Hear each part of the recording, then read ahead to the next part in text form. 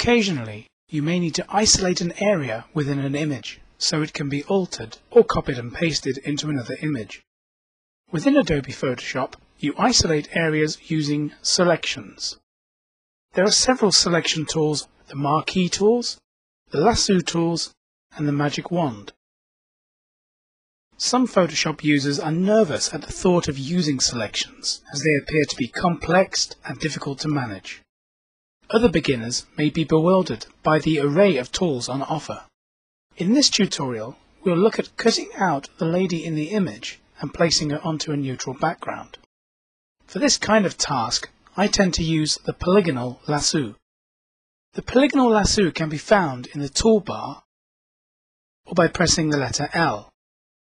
If you can't see the Polygonal Lasso, then right-click on the Lasso tool and choose Polygonal Lasso from the list. Firstly, I must zoom into my canvas. Ctrl+ to zoom. I'm going to zoom in at around about 100%. 200% is better for detailed work. If I just expand my window and then find a start point, I'm going to start left-clicking to create individual selection points.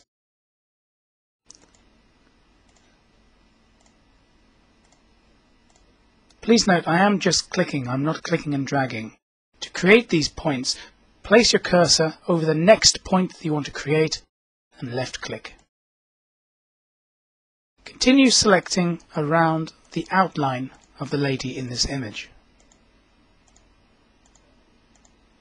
The beauty of using the Polygonal Lasso tool lies in the fact that you can take your time with it. You can even leave your computer and come back to the selection afterwards. I find it useful when trying to select the next point if I rotate my mouse a little bit so that the cursor almost moves in a semicircle. And this allows me to judge accurately the next point that I need to create. Please note, for straight lines, I'll quite often increase the space between each click, but for detailed areas, smaller clicks. Be aware that if I click too quickly, this may constitute a double click. Double clicking will close a selection. If I make a mistake and I'd like to unpick my selection, if I use the keyboard's backspace key, I can incrementally unpick each point within my selection. Between any join point, between the foreground and the background, there are usually a scattering of gradient pixels. See from here, from the black to the cream, there are about 10 pixels. Try and select in between these pixels.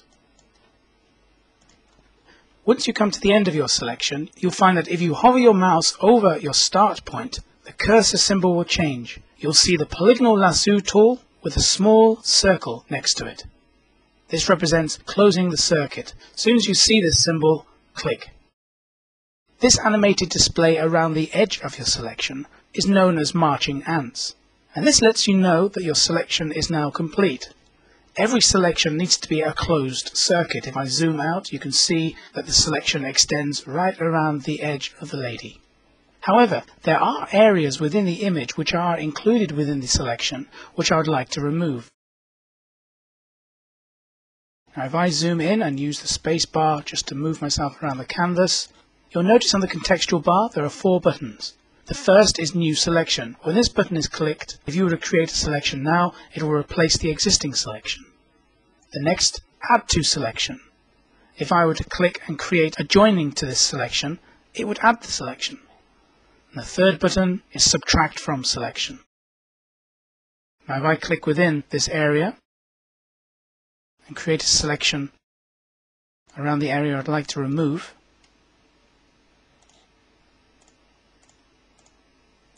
I've now removed that area from the selection.